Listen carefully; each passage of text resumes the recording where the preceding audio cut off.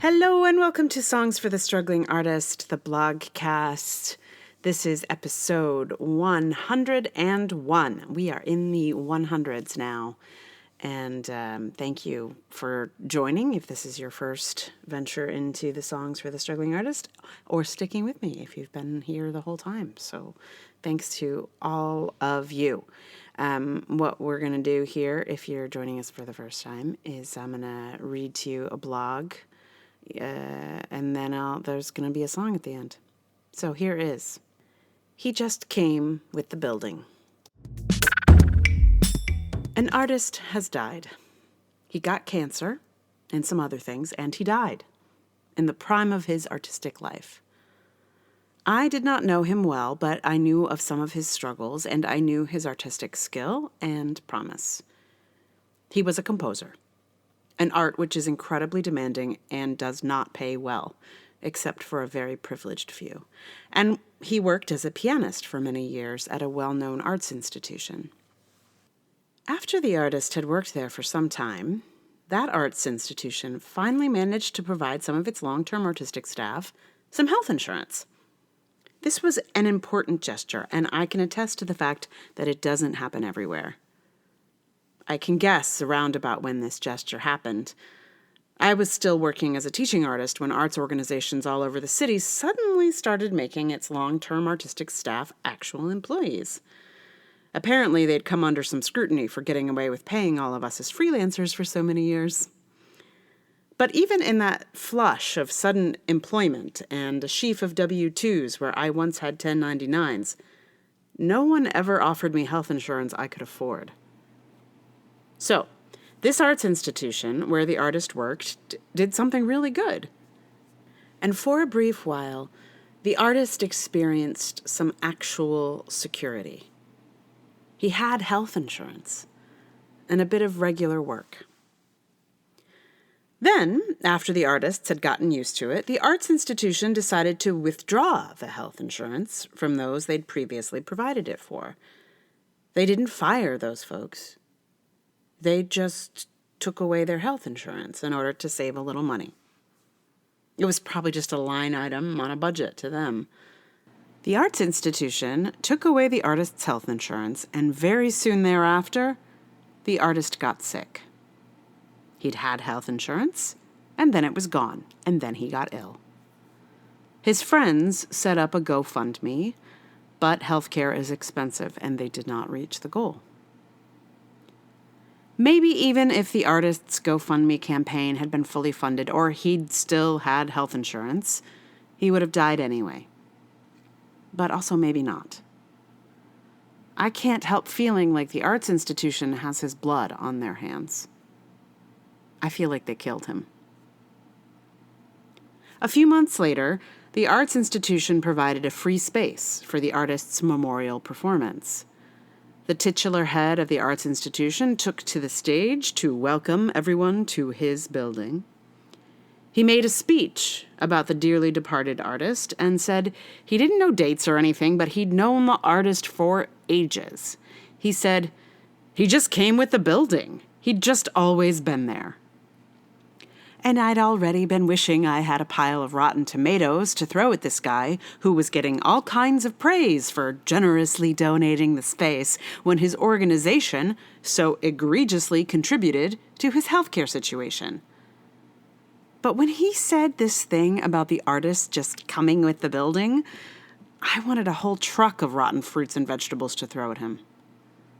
An arts institution decides to take away an artist's health insurance. As a result, he dies. And then the arts institution gets to look like a hero for giving up their space for a day.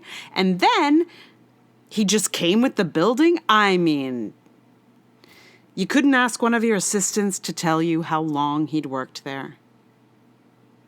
And of course you took his health insurance away. He's just part of the building. Building fixtures don't need health insurance. Of course he's just part of the building. That explains why, despite many years of knowing him, you never once listened to one of his compositions. Parts of buildings don't have their own artistic work. They are just part of the landscape. And this is how artists are often regarded, not as human beings making art that have needs just like any other human being, but as part of the atmosphere. We're like the furniture. You use it for a while, and then when you get a new interior designer, you throw it out for the next set. This arts institution head managed to express, in one dumb joke that was clearly meant to be charming, the way so many artists are viewed in institutions. Not as the very reason for the institution, not as vibrant participants in the artistic life of the place, not as contributors, not even as artists, just part of the building. The building just comes with artists, whose lives are as inconsequential as the dust that gets swept up on Sunday nights. And so the artist's work will likely be lost to the ages, and the building will stand. And another artist will come to be seen as part of the building, eventually. So, yeah, this memorial performance concert that I was there for, it was so interesting. I feel like there is probably in my future at some point a play called The Death of the Artist, featuring many of the things that I observed during that performance. But this was the little bit of fury that I had to kind of pack into a little blog bullet. Anyway. So it would be sensible and logical, of course, to put one of the artist's songs here on the blogcast, but I don't think I can. Not because anyway, I think his work is remarkable, and it is unfortunate that we've lost him. And I'm not the person to perform his work because it is much more complex than I have the skill set for. So, check out William Wade. That's all I have to say. If you are a music lover of many varieties, his skill was remarkable. So check out William Wade. I hesitated to tell you his name just because I don't want to be like outing the arts institution.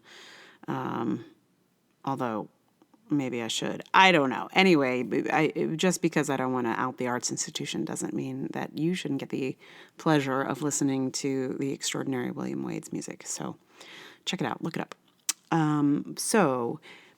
Instead, what I'm going to put here at the end of the podcast is another song from the Lullaby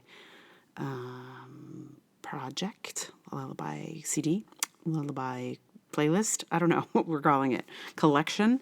This is a song that I wrote for the daughter of a woman I used to work at an arts institution, actually. And while I didn't know her terribly well, I did love the name of her daughter. So I went ahead and wrote her a lullaby because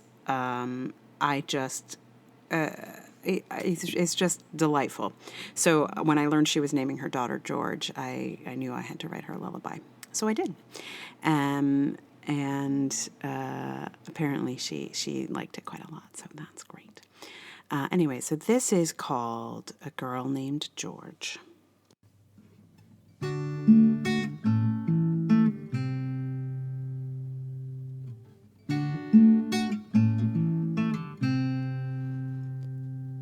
There's a girl named George who has to sleep now.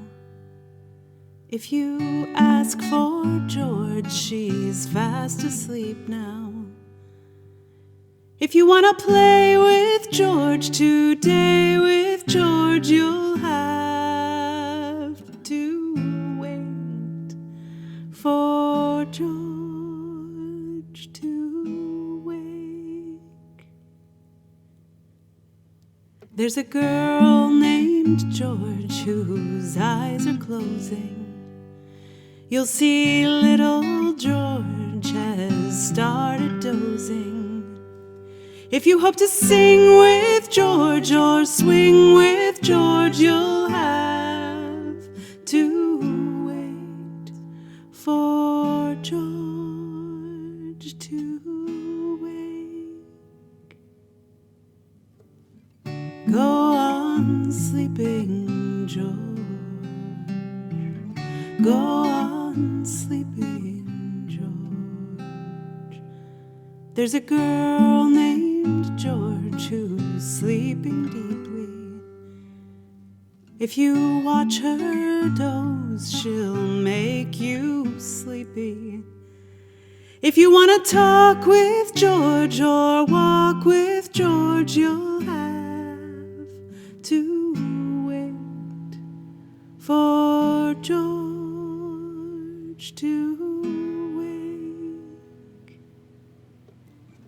Go on sleeping, George.